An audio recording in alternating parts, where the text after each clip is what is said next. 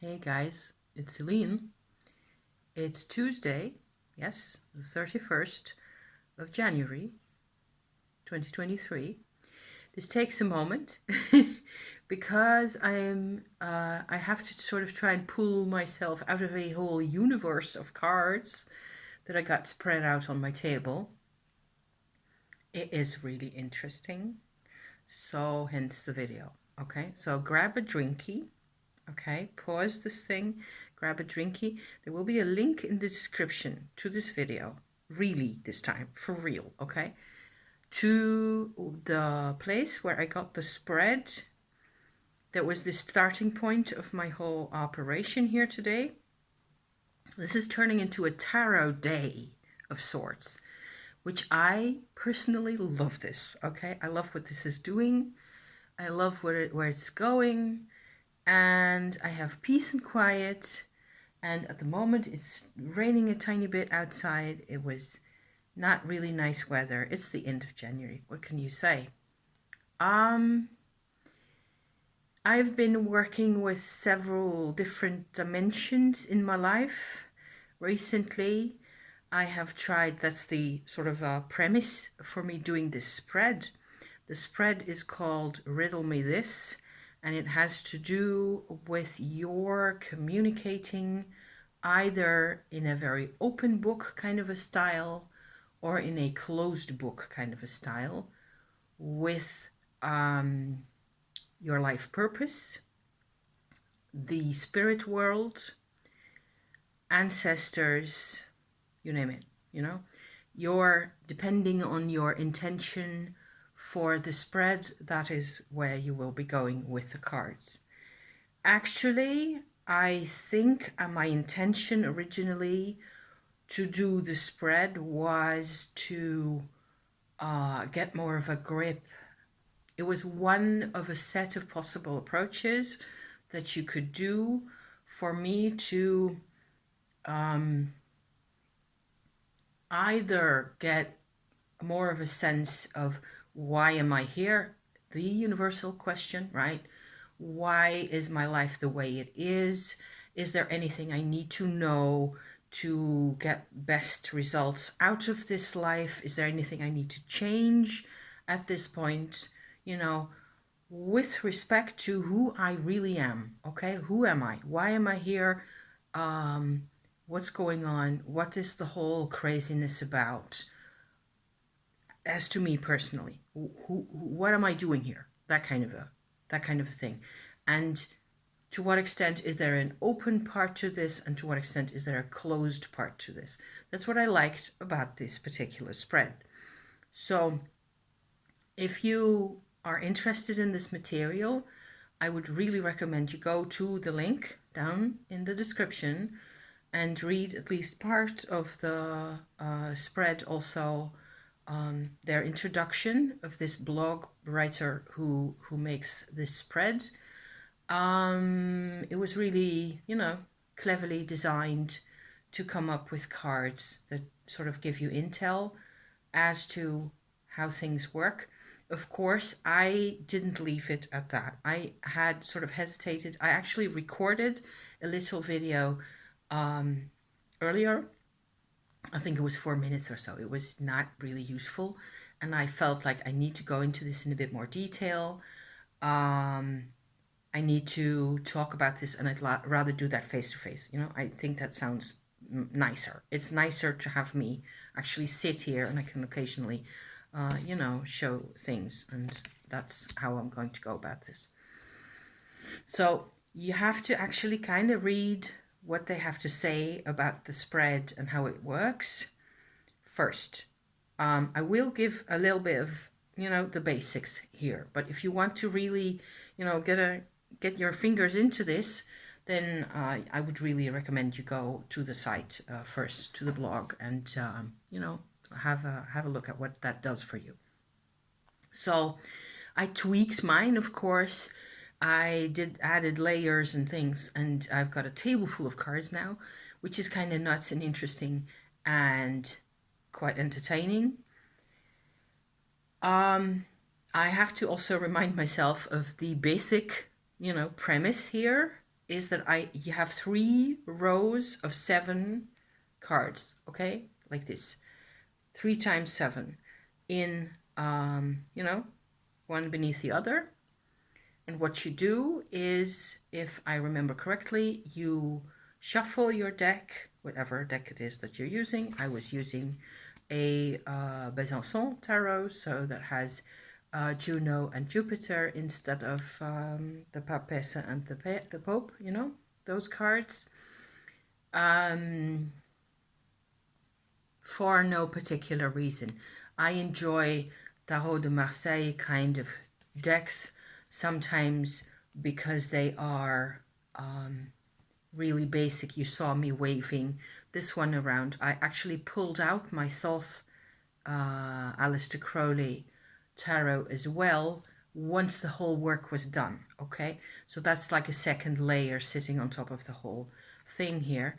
And I probably should pull my Thoth cards out here, which I will do, and I will just stick them into little packets like so and set them to the side, because otherwise it'll be just way too confusing. So 3 rows of 7, okay? You do cards face down, 2 rows, the top and the bottom. And the last row of 7, you do face up, you deal, okay, from your deck. I didn't do anything complicated like feeling the way for the cards. I just shuffled and riffle shuffled a bunch of times until I was like, okay, this is okay now. And just boom, went for the whole 21 package there, okay? And the intention is that your middle row cards that are face up, okay? So I start off with my first card here, the 6 of Cups, like that. Okay, I have 7 cards sitting next to each other, and they show values. Okay, so the Parsifal divination link that's below shows you how this works, where if you have values from ace through 5, so up to and including 5, you go to the layer that is above your cards. So the first layer. This is in the middle. Okay, your face up cards are in the middle. You have a layer above that. That is the open book. Okay, if you have values ace through 5, you go to the top card and see what that one says. You go through the whole thing like that, the whole set of 7, and each time you have a card that is actually either it's ace through 5, it's page and knight, or it is the majors from Fool up to and including the Wheel of Fortune. In each of those cases, you go to the upper row and turn the card from face down to face up. I hope this is, not too boring to listen to. And if it's the other half of the deck, so from 6 onward to 10, or the Queen and the King, or either one of the others, of the majors, from the Wheel of Fortune onward, or from the Justice card onward, or the Lust or Strength card, or whichever deck you're using, onward, the other half of the deck, you go to the bottom layer of the deck, of your spread here, okay? I actually had to pause and check with myself, because this is like a mechanical operation. I have a 6 here, so it's the second half. So I go to the bottom half of my spread. Makes sense. It is what I actually did, okay? So my cards, I spread out my cards, 3 times 7, and it turned out that I had 6 of the 7 mainline cards pointing downward. So the whole thing that I get explained here, or that my cards are about, they're closed book cards. The Hermit, the 3 of Pentacles, the Queen of Pentacles, 2 pages, Cups and Wands, like so, and the first one is the Tower. The only card that isn't turned, because it's this one, is the Queen of Swords, which stays face down for now. Because in the middle row, that I have to sort of use as an indicator in this case, okay, is the only card that is one of the lower half values of the spectrum.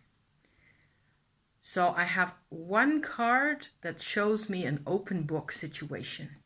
Okay, the card that shows me my open book situation is the Lovers. Yeah. The card that it points to in the top row is the Death card. I kid you not. Okay?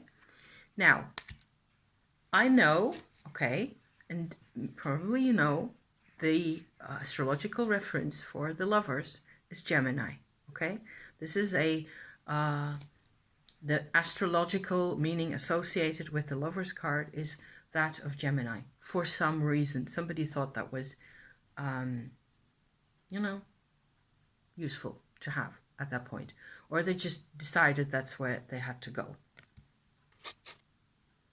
So what this means to me is that in my life, as I see it and as I do get to experience it, rather than getting a whole plethora of spirit connections and angelic connections, information about past lives. Why am I here? My basic question, why am I here?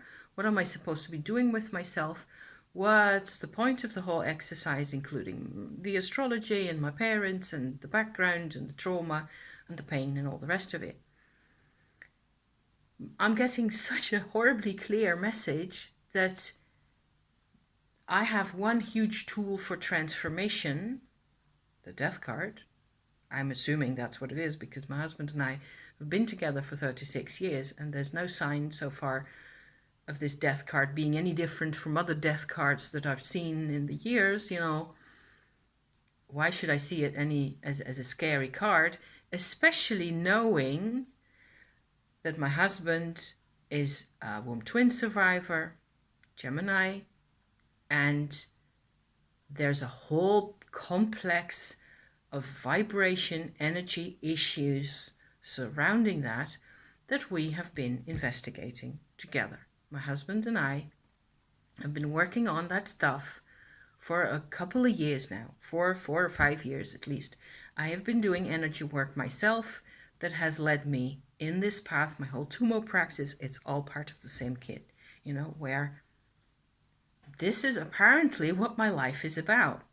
All the other cards at the bottom here, so on the other half of the spectrum, so to speak, from the middle path, the middle layer where things are more or less supposed to be self-evident and where they're indicators of whatever is happening, okay?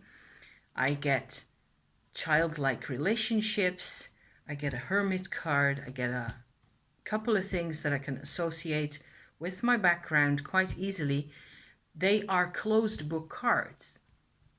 They are like, maybe they're not so much hidden as that I am, how do you say that? I am put in a situation where I can't change anything to it. What do you call that? A fait accompli. I'm brought into a situation with my Tower card, with my Queen of Pentacles, my mother, and my Hermit here, who is actually a monk, Capuchin monk, so a cappuccino, a friar. All that can apply really easily. The Tower card also can really apply easily. It is like I have these 2-page cards here. It doesn't matter the details too much. I can just see how this is my life story.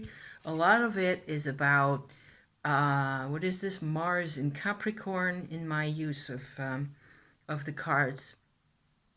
I see it as dogged, persistent work, always wanting to, believe in the positive, also wanting to believe in, there's a process.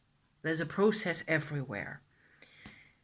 So, no angels, no extraordinary perceptions. The extraordinary happens in my relationship with my husband, which is not bad.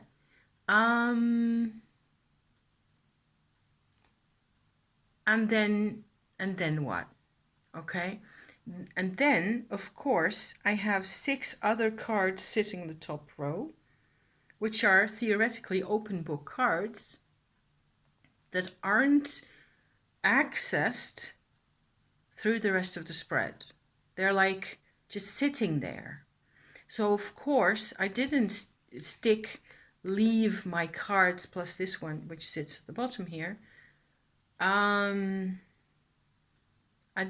left no stone unturned, of course, because you're not going to sit there with the other cards and just put everything back in the box and that's it. At least not me. I won't do that. I have 2 kings over there. I have a couple of wands cards and I've got a fool sitting up there. And that whole group of cards I consider to be opportunities. So it's energy that is really there. They're open book cards, but I don't really use them enough. I have to figure out how I can best do that. And that is also why I added in another layer of soul cards to this whole operation. So I have 4 layers now, 3 in the spread plus a row of soul cards sitting there. It looks really pretty. And the other activity that I added in is to get my Thoth deck out, and I am sort of putting them back in, most of them now. There's a Temperance card here that points to the Hermit, which all makes a lot of sense. Most of these extra cards, like here, for example, in the Thoth deck, these are the cards that I originally had in my Besançon tarot, in my spread, but I pulled these out to see where it takes me, okay? Whether this actually contributes more of a sense of the alchemy of my life, if you like. So this is really very basic. It's also kind of, to me, it's very comforting to have the basic information. I also did a bit here where I pulled out, since I was looking at all my Thoth cards anyway, I pulled out a couple of cards that I was kind of expecting to get in this whole thing, or that I might have considered makes sense, to appear. The Devil, the Lust card in the Thoth, that is, the Strength card, the High Priest, or I have no aces at all in this whole thing. I have a couple of kings, but I have no knights. So there's thoughts that I can have about that as well. The absent cards. So I have 3 extra activities based on the basis of my spread. I added in a layer of soul cards, which kind of strangely also gives a whole different personally experienced kind of a vibe to things, where that is actually the most angelic layer of the spread. And I have to really sit and look, at what this card does. For example, this card in between the Temperance and the Hermit card right there. So that is a nice mode of, so this is laying here all day long and I'm just going over it all, and I've done a write-up so far, and I've come to a few conclusions as to what this means really, but I could go on. I will probably, I've got a couple more hours, so I will probably continue on, connecting the dots here really.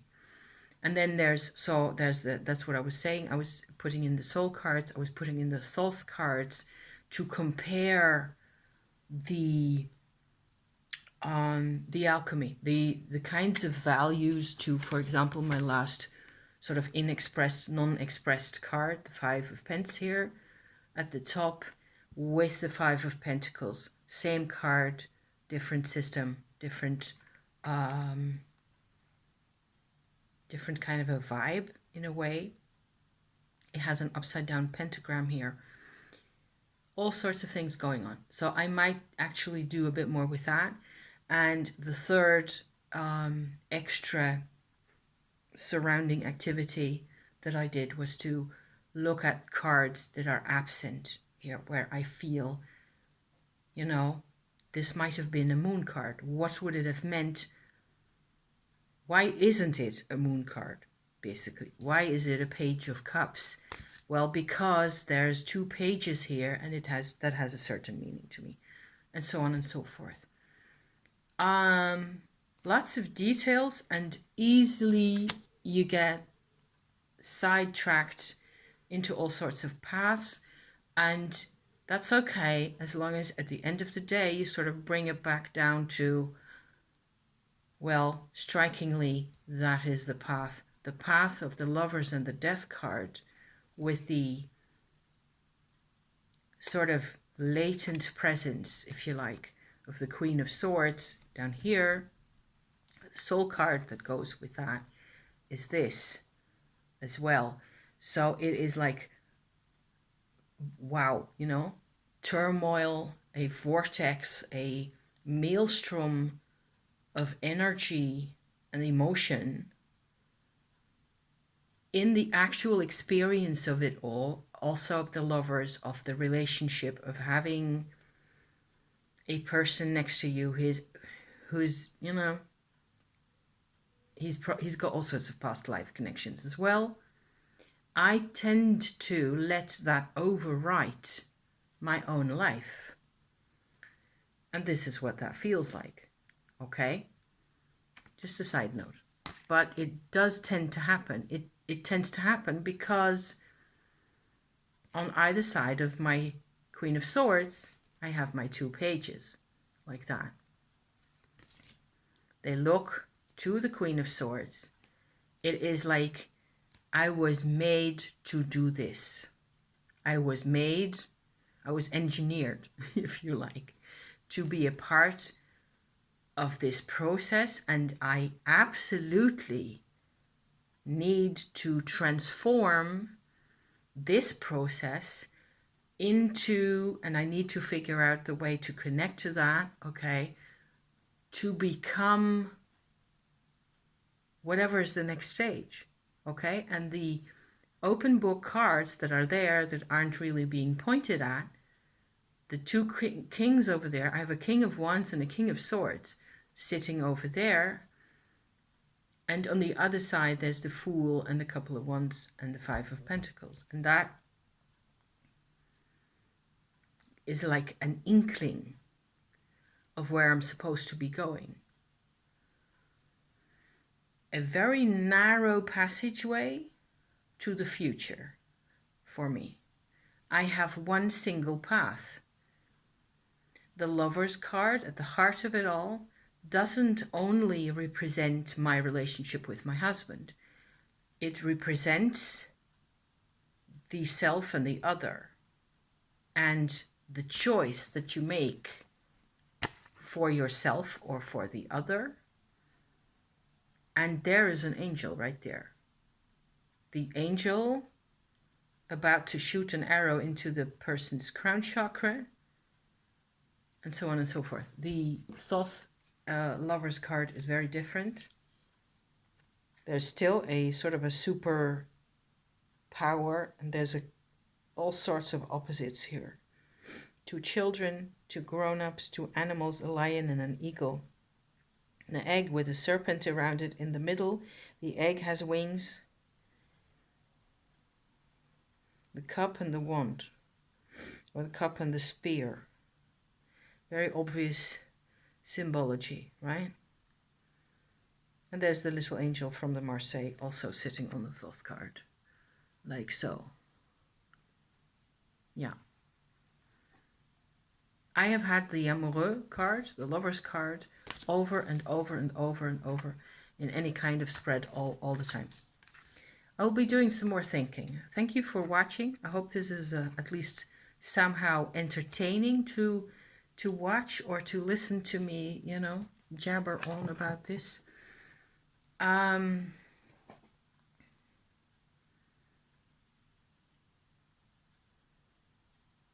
It's interesting. When you do Tumo, you get all these interesting things coming out anyway. There are very few cards here that I don't understand. You know, of the 21 cards, there is not a single one that I go like, this doesn't make any sense. I don't see where this is coming from. The only thing I do see is that the open book cards that sort of point me to the future, they're the most important ones actually for me now. I need to work on what it really means when you're a king versus when you're a queen. The King of Swords is all the way over there. The Queen of Swords is down here hidden. It is like life has a way of hiding from you, sort of sticking in your blind spot, the single tool you need most of all. So you will spend an eternity, you know, scrabbling at that, digging it up in the search for the key, for the crucial element. That is how you build muscle, in my experience. I find it very strange to be thinking at things like that, but that is actually the case for me. Hell yeah, I have built muscle. It turns out, after doing 3 years worth of Tumo and all the rest of it, it turns out, lo and behold, I am at a different level now. I have actually progressed through things. While I was in the middle of the things, I had no clue what was going on. I had no sense. And now that I am much better at things and much stronger and much more confident in lots of ways, I don't even realize it because I'm busy. Which is kind of funny and silly, you know. And I find myself empowered, and I have more strength, and I have gained all these things. And it took so long that I kind of forgot that I was actually into this life. I am into my life. I am all about having this life. So I think that's kind of important. So that's also a lover's card aspect, that you love your life. It is self-love, but it is especially loving your life. And hell yes, this is my life. And it may take you another couple of decades to get, I don't know, or 10 minutes to get it figured out that this is the life you have. I'm not telling you, I am hoping that you can get to that spot for yourself also, if you're here, you know, if you're listening to me. But it's everybody's own path, and you cannot say exactly where the keys are or where the hidden tool is, or the thing in the maze that you just have to walk the whole maze 20 times or 200 times or whatever else before you even figure out that there is such a thing as who you're supposed to be. There is, of course, who I am supposed to be, and there is who I think I am supposed to be, or who I dream on the basis of my experiences, okay? It looks like the tarot gives me the real thing, especially with these very naked looking, bare minimum kinds of cards. I get the basics, you know, of the real thing, whether I like it or not, whether that conforms to my ideals and my thoughts, is a whole different story. I know most of this stuff is true, okay? Doesn't mean I have to like it. It means having felt isolated a lot of the time, having been, you know, interested in a lot of things, but not really working with people that much, which is why I'm making lengthy sessions on YouTube about this kind of stuff. There's things that I want for myself as a human, like companionship and more of a group alchemy with sharing this kind of content with other people in real life instead of on the internet. I love the internet, don't get me wrong. I love that there's people who want to listen to me talk about this kind of stuff. It's not the same as having actual people around your table and everybody doing the thing and then combining, comparing notes and seeing what gets done and having a bit more of a cozy time together. I have to light my own incense. I have to make my own coffee. I have to, and here you are. So hi, and thank you for watching. I'm going to buckle this up. I hope this was entertaining. And yay, cards. I mean, awesome. Awesome cards. And I just have to remember to not over-focus the whole time on the past. So this whole kit's going to go fit down the bottom here. It's just going to go fit into the box. And we're going to focus on the next part of the program, wherever that takes me. Okay, so you will know when that happens. You will hear about it. You'll be the first to know, or second. Okay, thank you. See you next time. Bye bye.